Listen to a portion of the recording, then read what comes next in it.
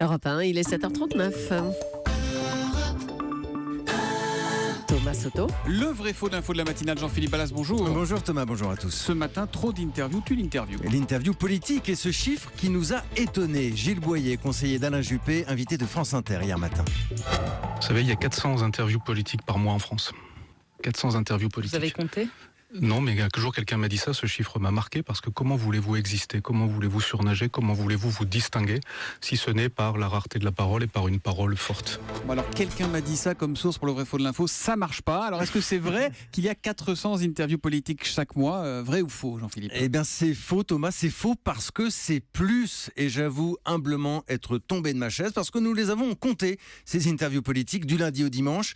Nous arrivons au chiffre de 612 par mois, 612 au moins, sans la presse écrite. Nous ne gardons ici que les radios et les télés. Vous gonflez pas un peu les chiffres là, non ? Non Thomas, c'est même le contraire, je suis dans la fourchette basse. Un petit point de méthodologie, sur les 612 que je vous donne, donc 612 par mois, plus de la moitié concerne la radio, essentiellement le matin. Les rendez-vous vraiment marqués politiques. Exemple, je compte Jean-Pierre Elkabbach à 8h20, la plupart du temps ce sont des politiques, mais je ne compte pas votre interview vérité, Thomas, juste après cette chronique, même s'il vous arrive parfois, mais rarement, d'avoir des politiques. Bon, mais vous comptez aussi les chaînes d'infos, j'imagine. Alors évidemment, ça gonfle, mais là encore, les rendez-vous spécifiques. Et je précise d'ailleurs, pour affiner, que je mets à part 2 chaînes de télévision, Public Sénat et la chaîne parlementaire, dont la politique est l'unique matière première.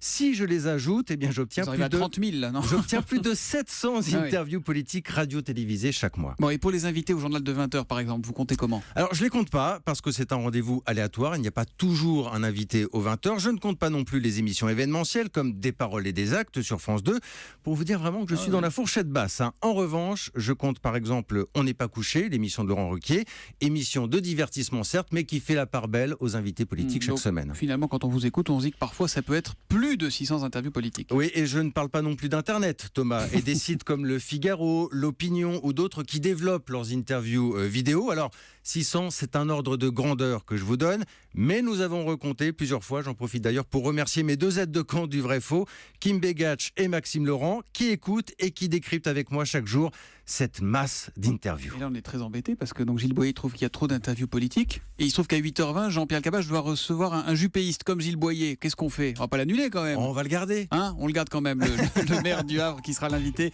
de Jean-Pierre tout à l'heure à 8h20 sur Europe 1. À demain, Jean-Philippe. À demain.